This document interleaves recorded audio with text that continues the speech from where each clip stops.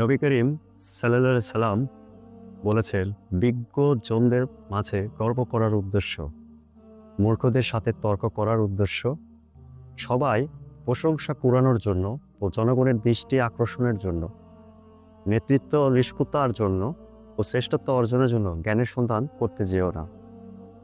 যদি জ্ঞান অর্জনের ক্ষেত্রে কারো উদ্দেশ্য যদি এমন হয়, তবে তার স্থান হবে জাহান্নাম। আচ্ছা, এই হাদিসটি থেকে আমরা যে শিক্ষাটা পাই তা হলো, জ্ঞান অর্জনের উদ্দেশ্য হতে হবে শুধুমাত্র আল্লাহর সন্তুষ্ট ও মানবতার কল্যাণের জন্য। রাসূলুল্লাহ সাল্লাল্লাহু আলাইহি সাল্লাম স্পষ্টভাবে সতর্ক করেছেন, যে ব্যক্তি অহংকার, তর্ক, লোক প্রশংসা, ক্ষমতার লোভে বা শ্রেষ্ঠত্বর জন্য জ্ঞান চায়, তার জ্ঞান তাকে জাহান্নামে নিয়ে যায়। সত্যিকার আলেম ও জ্ঞানী ব্যক্তি হচ্ছেন তিনি, যিনি আল্লাহর ভয় ও বিনয় খেদমতে খালেকের নিয়তে এলেম অর্জন করেন। ইসলামে জ্ঞানের প্রকৃত মূল্য তখনই যখন তাই ঈমান, তাকওয়া ও নিষ্ঠার সাথে প্রয়োগ করা হয়। আল্লাহ তাআলা আমাদের সকলকে জ্ঞান অর্জনের সঠিকভাবে তৌফিক দান করুক। আমিন।